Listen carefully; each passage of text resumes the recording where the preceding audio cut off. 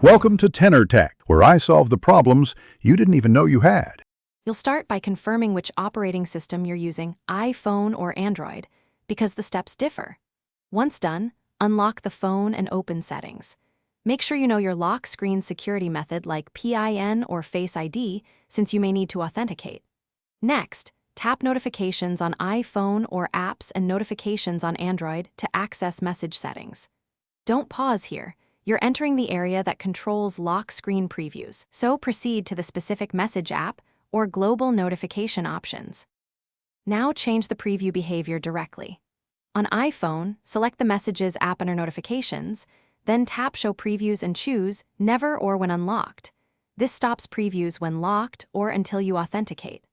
On Android, open the target app's notification settings or global lock screen notifications and set lock screen to hide sensitive content or don't show notifications. Make sure to authenticate if prompted. The device enforces permission changes. Once configured, send a test message to confirm the preview. Finish by locking your phone and having someone send a new message so you can verify the preview is off.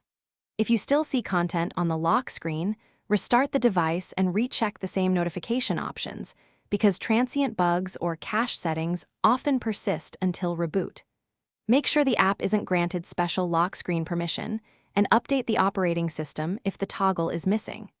If problems continue, reset notification settings for the app or contact support for device-specific quirks and further steps. Thanks for watching. Subscribe to keep your life in tune.